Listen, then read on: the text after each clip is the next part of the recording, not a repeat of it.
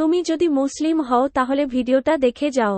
মুনাফিক আনাস বলছেন, আমি আবু তালহার বাড়িতে মদ পরিবেশন করছি। মদ তখন মদ হালাল ছিল। কি ছিল?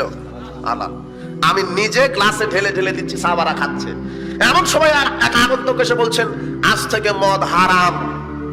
এই ঘোষণা শোনার সাথে সাথে মদের পাতিল, হাঁড়ি, কলস ঢেলে ফেলে দিলেন, ভেঙে ফেললেন।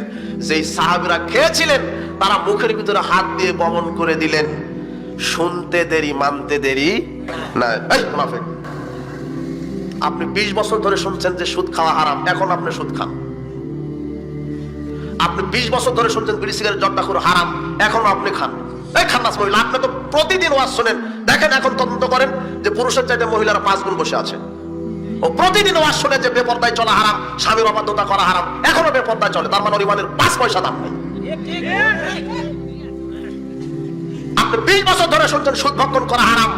সুদ আশ্চর্য একটা পাপ। মাহফিল শোনা বাদ দিয়ে এখনই গিয়ে নিজের মায়ের সাথে জেনা করেন। এখনই, মাহফিল শোনা লাগবে না, নিজের মায়ের সাথে জেনায় লিপ্ত হন এখনই। রাসূল সাল্লাল্লাহু আলাইহি ওয়াসাল্লাম বলছেন, দিরহাম রিবা ইয়াকুলু রাজুলু আলাইহি আসাদুমিন সালাসানা দুনিয়া। কেউ যদি 1 দিরহাম 1 টাকা জেনে শুনে সুদ খায় কোনো পুরুষ, সে তার নিজের মায়ের সাথে 36 বারেরও বেশি জেনার পাপ করলো। 1 টাকার পাপ যদি 70 বারেরও বেশি হয়, আপনি তো 1 টাকার সাথে জড়িত নন, কোটি টাকা, লাখ টাকার সাথে জড়িত। কতবার মায়ের সাথে জেনা করেছেন, অথচ এখন বক্তব্য শোনা বাদ দিয়ে নিজের ডাইরেক্ট মায়ের সাথে জেনা লিপ্ত হন, আপনার সুদের পাপের চাইতে কম পাপ হবে। কথা মনে হয় বুঝলেন না আমার? এমনিতেই মুসলমান বলছে, এমনিতেই ঈমান আছে। এখন মনে করেন আপনার ভিতরে ঈমান আছে না নাই? রাসূল সাল্লাল্লাহু আলাইহি ওয়াসাল্লাম বলেন, মসজিদ ভরা মুসল্লি থাকবে, তার ভিতরে কি থাকবে না? প্রায় মুসল্লি সুদখোর, হারামখোর, জর্দা করে, একেবারে কুকুর শিকার। প্রায় সালাত আদায় করে, সুদও খায়। সালাত আদায় করে, মদও খায়। সালাত আদায় করে, বেপরদায়ও চলে। সালাত আদায় করে, হজ আদায় করে, দুর্নীতিও করে। এর ভিতরে ঈমান আছে না? যুবক 20 বছর ধরে ওয়াজ শুনছে যে প্যান্ট টাকনুর নিচে পড়লে জাহান্নামী, এখনো প্যান্ট খাটো করতে পারেনি। এই যে দেখেন সাহাবীরা শুনতে দেরি, মানতে দেরি আছে। তার মানে সাহাবীদের ঈমানের পাওয়ার ছিল, পাওয়ার। আর আমাদের ভিতরে ঈমানের কি নাই? পাওয়ার নাই। এখন কি ওই হাদিসটা আপনি বুঝতে পারলেন যে মসজিদ ভরা মুসল্লি থাকবে, তাদের ভিতরে কি থাকবে না? ঈমান থাকবে না। এখন আপনারা বলছেন যে ও সুদখোর, দুর্নীতিবাজ, আত্মসাৎকারীকে খুব দাওয়াত দিল না। আপনার কাছে আসি, জমি বন্ধক রাখার ব্যবসায় দিকে আছে? কোথায় ওয়াজ করতেছি আমি? আছে। হ্যাঁ, ওই যে 1 টাকা সুদ খেলে কি হয়? 36 বারের বেশি জেনা হয়। যারা ব্যাংক থেকে লোন নেয় এরাই শুধু সুদ করতে না।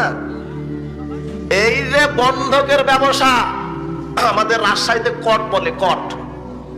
এদিকে কি বলে? কট। আমরা সবাই তো রাজশাহীর মানুষ, সিরাজগঞ্জ রাজশাহী পাশাপাশি, তাই না? কট বন্ধক মানে 2 লক্ষ টাকা দিয়ে আমি আপনার 1 বিঘা জমি নিলাম, যতদিন আপনি টাকা ফেরত না দিবেন ততদিন আমি জমিটা খেতে। টাকা সুদ, টাকা হারাম। 2 লক্ষ টাকা, এখন 2 লক্ষ গুণ 36 বার গুণ দেন, কতবার দেনা করেন মায়ের সাথে, এখন হিসাব লাগান। কথা মনে বুঝতে পারেননি? ওই বন্ধকের জমিটা আবাদ করে হজ করলে হজ পাসপোর্ট পর্যন্ত পৌঁছাবে না। কাবা ঘরে তো বহু দূরের কথা। খাই খালাসি চলবে। খাই খালাসি বুঝেননি? বন্ধক, কট, হারাম, যারা এর সাথে জড়িত তারাও সুদখোর। প্রায় সমাজে এখন হারামখোরে ভরা। বলছেন যে ওই যে ও তো ব্যবসা করে, মোটরসাইকেলের শোরুম আছে, জুতার শোরুম আছে, কিন্তু ওই মোটরসাইকেলের ব্যবসা শুরু করেছে ব্যাংক থেকে লোন নিয়ে। আমরা বলি যে রিক্সা চালকের ভাড়ার চাইতে হালাল আর কার? রিক্সাটাও কিনেছে ওই ব্যাংক থেকে লোন নিয়ে। তার মানে ওর ভাড়াটা কি? হারাম। আর হাজী সাহেব তো বলছে 1 সপ্তাহ পর পর দাড়িতে কালার করে, টুপিটা 5 তালা। আর 10 বছর হজ করে এসে বলছে, ইস কি ভুল করেছি, 10 বছর পূর্বে যদি হজ করে আসতাম তাহলে ব্যবসা আমার একেবারে জমজমাট হতো। কি কারণে জানেন? ও বলে কি, ওর কাছে কাপড়ের ব্যবসা করে তো, ও বলে যে ভাই আপনি তো আমার কাছের মানুষ, কি করি আসছেন, আপনি কিনা দামেই দেন তো, লুঙ্গিটা কিনা দামেই দেন, 2000 টাকা দিয়ে কিনাই আছে, আপনি কিনা দামেই দেন। অথচ কর্মচারী জানে যে কিনা আছে 500 টাকা দিয়ে। কিনা আছে কত টাকা দিয়ে? 500। কিন্তু বলছে কি 2000। আপনি আমার কাছের মানুষ, আপনার বাবার সাথে খুব ভালো সম্পর্ক ছিল, আপনি আমার কাছের মানুষ, আপনি কিনা দামে দেন না, আপনার কাছে করবো না, 2000 টাকায় দেন, কিনা দামে দেন। কিনা আছে কত? 500। এই মিথ্যুক ব্যবসায়ী বোনকে জমি বাহির করে দেননি, কে হাত উঠান। সবাই দিচ্ছেন তাই না? বাহ, এদিকের লোক ভালো তো।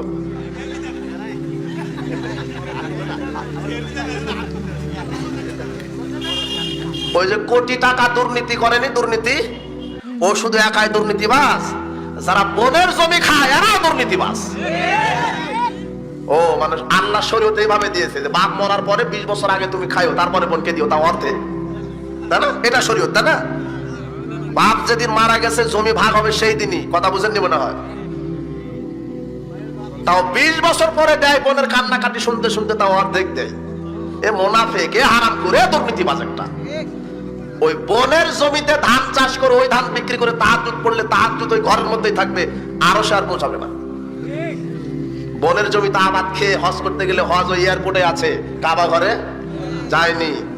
আপনাকে হাসায়নি, আপনাকে বলতে চাচ্ছি যে সকাল হলেই বোনকে ডাক দিবেন। কাকে ডাক দিবেন? বোনকে, যে এতদিন ভুল হয়েছে, তুই ক্ষমা না করলে আল্লাহ ক্ষমা করবে না। এই যে আমার বাপের জমি 3 বিঘা ছিল, তুই 1 বিঘা, আমি 2 বিঘা নিলাম। কথা মনে বুঝতে পারেননি? কথা বুঝেছেন? বোনকে জমি বাহির করে দেননি, খুব কপালে কালো দাগ ফেলেছে সালাত আদায় করে, কিন্তু বোনকে কি দেয়নি? জমি দেয়নি। এখন আপনি বলছেন হ্যাঁ বোনকে আমি জমি দিয়েছি, ঠিক আছে, কথা বলছেন কেন? আবু জার গিফারি রাদিয়াল্লাহু আনহু বলেন, রাসূল সাল্লাল্লাহু আলাইহি ওয়াসাল্লাম বলেছেন, সালাসাতুন লা ইউকাল্লিমুহুমুল্লাহু ইয়াওমাল কিয়ামা ওয়া লা ইয়ানজুরু ইলাইহিম ওয়া লা ইউযাক্কিহিম ওয়া লাহুম আযাবুন আলীম। 3 শ্রেণীর মানুষের সাথে আল্লাহ বিচার মাঠে কথা বলবেন না। কাফেরের সাথে কথা বলবেন, মুনাফিকের সাথে কথা বলবেন, তাও এই 3 শ্রেণীর মানুষের সাথে আল্লাহ কথা বলবেন না। 3 শ্রেণীর মানুষের দিকে দয়ার দৃষ্টিতে তাকাবেন না। 3 শ্রেণীর মানুষকে আল্লাহ পবিত্র করবেন না পাপ থেকে। 3 শ্রেণীর মানুষের জন্য কঠিন পীড়াদায়ক শাস্তি। 1, আল মুসবিল, যেই পুরুষ তার প্যান্ট লুঙ্গি পাজামা ইজার টাকলুর নিচে পড়ে, এর জন্য বিনা কারণে জাহান্নাম, এর দিকে তাকাবেন না। 2, আল মান্নান, দান করার পরে যে খোটা দেয়, আমি কালকেই তোকে 10,000 টাকা দিলাম আর ভুলে গেলি, কালকেই তোকে আমি 10,000 টাকা দিলাম, যার কারণে তোর স্ত্রীর চিকিৎসা হলো, আর আমাকে ভুলে গেলি, আমার কাজ করে দিলি না। এগুলি খোটা দেওয়া বলে, বুঝেন? যারা এই খোটা দেয় তাদের সাথে আল্লাহ বিচার মাঠে কথা বলবেন না। বিল হালাফিল কাযিব, মিথ্যুক ব্যবসায়ী, মিথ্যা কসমে যারা ব্যবসা করে, যারা প্রতারণা দিয়ে ব্যবসা করে, ওজনে কম দেয়, খাদ্যে ভেজাল দেয়, এদের সাথে আল্লাহ বিচার মাঠে কথা বলবেন না। গরুটা বাজারে নিয়ে গেছে, বাছুর 3 দিন আটকে রেখে, কয়দিন? 3 দিন। পালানটা বড় হয়েছে, বাজারে গিয়ে বলছে আমার গাভীটা 10 কেজি দুধ দেয়। বিশ্বাস না হয় দহন করে দেখাই, তো দেখান, বালতি নিয়ে আসেন, হ্যাঁ 8 কেজি হলো। কয় কেজি? তো 8-10 একই কথা। যেটা 8 কেজি দিতে পারে তাকে আর একটু খাওয়ালে আর 2 কেজি দিবে, কিনে নিয়ে গেল। কিন্তু 8 কেজির পিছনে বাছুর কয়দিন আটকানো ছিল? 3 দিন। এই বাজারে নিয়ে গিয়ে সকালে দহন করে দেখা যায় 1.5 কেজি। ঘটনা কি? প্রতারণা। এই ব্যবসা নাই। বাজারে দালাল দালালকে চড় মারে, বলে এত দাম করিস, তো জড়াই দালাল। প্রতারণা। অথচ দাড়ি মেহেদি দেওয়া, কথা মনে বুঝতে পারেন না আপনি। কপালে কালো দাগ, সেজদার, সালাত আদায় করে মসজিদ ভরে, কিন্তু তার ভিতরে কি নাই? ঈমান নাই। বাস্তবতা মিলে? কি দুর্নীতিবাজ, কি মানুষ, প্রতারণা, প্রায় হারামখোর। আমি এটা বুঝাতে চাইলাম যে ঈমান আছে আমাদের ভিতরে, কিন্তু ঈমানের কি নাই? পাওয়ার নাই। যে ঈমান আপনাকে সুদ ঘুষ দুর্নীতি থেকে ফিরাতে পারে না, ওই ঈমানের 5 পয়সার কোনো দাম নাই। আপনাকে বলি ঈমানকে ধারণ করেন, ঈমানটা কি এটা বোঝার চেষ্টা করেন, তাহলে নিজেকে পাক্কা ঈমানদার হিসেবে দাবি করতে পারবেন। এখন কথা, সালাত আদায় করার পরেও যদি ঈমান না থাকে, তো যারা সালাতে আদায় করে না এরা আবার কেমন? এক শ্রেণীর মানুষ সালাত আদায় করার পরেও তাদের ভিতরে কি নাই? ঈমান নাই। কিন্তু যারা সালাত আদায় করে না এদের ভিতরে ঈমান আছে। জানেন এরা কি বলে? যে তোমরাই সালাত আদায় করো, আমার সালাত না থাকে। সালাত তো বলতে পারো না, কি বলে? নামাজ। আমার নামাজ না ঠিক থাকতে পারে, আমার ঈমান ঠিক আছে। তখন আপনাকে একটা কথা শেখাই দিই, তখন আপনি বলবেন আমার জুতাও ঠিক আছে, জুতাও ঠিক আছে। ইন্না বাইনা রাজুল ওয়া বাইনা শিরকুল কুফরি তারকুস সালাত। হিন্দু আর মুসলমানের মধ্যে পার্থক্য হচ্ছে সালাত। মুশরিক বলবেন না, মুশরিক একটু ভালো শব্দ হলো। কি বলবেন?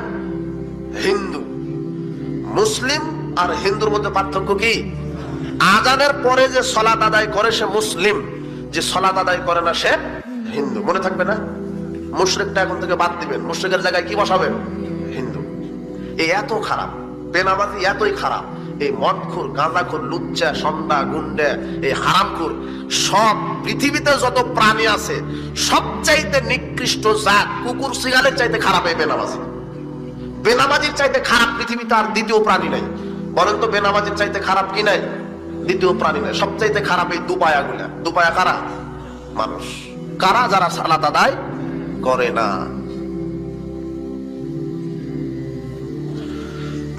আরবি বিদ্বানগণ এখন ফতোয়া দিচ্ছেন বর্তমান, আমার তো ফতোয়া দেওয়ার যোগ্যতা নাই,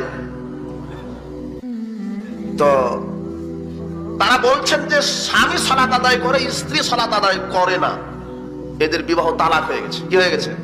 তালাক। স্ত্রী সালাত আদায় করে, স্বামী সালাত আদায় করে না, এদের বিবাহ ঠিক নাই, তালাক হয়ে গেছে। হিন্দু আর মুসলমান কি একসাথে থাকতে পারে? বেনামাজিদের হাতের জবহকৃত গোস্ত খাওয়া হারাম। আরবি বিদ্বানগণ ফতোয়া দিচ্ছেন, যারা ফতোয়া বোর্ড থেকে যারা ফতোয়া দেয়, বড় বড় আলেম। কেননা মুশরিক আর মুসলমানের মধ্যে পার্থক্য কি? সালাত। তো যে সালাত আদায় করে তো মুশরিক, ওর কি দোয়া আল্লাহ কবুল করবে? ইন্না আউয়ালু মা ইউহাসাবু বিল আবদি ইয়াউমাল কিয়ামাতিস সালাহ। বিচার মাঠে প্রথম জিজ্ঞাসা কি? সালাত। ফাইন সালাত সালাহু সাইরু আমালিহি ওয়া ইন ফাসাদাত ফাসাদা সাইরু আমালিহি। যদি সালাত আপনার ঠিক থাকে সব আমল ঠিক, যার সালাত ঠিক নাই তার কোনো আমল ঠিক। তো বেনামাজিতে বিসমিল্লাহ বললে জবাব করছো, বিসমিল্লাহ তো আল্লাহ কবুল করবেন না। কথা মনে বুঝেননি আমার? মানে ওর কি নাই? সালাত নাই। এই জন্য বেনামাজির হাতের পশুর গোস্ত খাওয়া কি হারাম। বেনামাজির কোনো জানাজা নাই। বুঝতে পারছেন? বেনামাজির কি নাই? আবার বলি, ঘেলু তো মাথায় আছে, বুদ্ধি আপনার খুব। আচ্ছা, ওই লোকটা বেঁচে থাকা অবস্থায় তার সালাতের কোনো কি নাই, প্রয়োজন ছিল না। মরার পরে প্রয়োজন আছে? যুক্তিতে মিলে? হ্যাঁ, এটা যুক্তিতে হয়। বেঁচে থাকা অবস্থায় সালাত যার নাই, মরার পরে প্রয়োজন? হ্যাঁ, প্রয়োজন। আর একটা যুক্তি আছে, যেহেতু সে বেনামাজি ছিল, কাজেই যারা জানাজা পড়াবে তাদেরকেও বেনামাজি পড়াবে। কথা মনে বুঝলেন না? এটা যুক্তি হলো না? যুক্তি তো হলো, জানাজা হবে, সে যেরকম জানাজার সৈনিকেরাও সেরকম। কথা বুঝেননি মনে হয়? হাসায়নি। ভালো ভালো মানুষ সালাত আদায় করে না, দাড়ি কালার করা, টুপি পরে থাকে, কিন্তু সালাত আদায় করে না। আশ্চর্য, মুসলমান দাবি করে। আপনার ছেলে ইঞ্জিনিয়ার নয়, ইঞ্জিনিয়ার বলা যাবে? শিক্ষিত লোক নাই এখানে, এমবিবিএস পাস করেনি, ডাক্তার বলা যাবে? আপনারা কি জানেন যে যারা গ্রাম্য ডাক্তার, এদের কিন্তু ডাক্তার বলার পারমিশন নাই, জানা আছে? এমবিবিএস যারা একমাত্র পাস করেছে তাদেরকে কি বলতে হবে? ডাক্তার। তো এমবিবিএস যে পাস করেনি তাকে ডাক্তার বলা যেমন যায় না, ইঞ্জিনিয়ার পাস না করলে ইঞ্জিনিয়ার যেমন বলা যায় না, ড্রাইভার যদি গাড়ি না চালালে যেমন ড্রাইভার বলা যায় না, যে সালাত আদায় করে না তাকে মুসলমানও বলা যায় না। মুসলিম হতে হলে সালাত প্রয়োজন। মুসলিম হতে হলে কি প্রয়োজন? সালাত প্রয়োজন। এছাড়া কোনো পথ নেই। মুসলিম যদি আপনি নিজেকে দাবি করতে চান তাহলে সালাত আবশ্যক।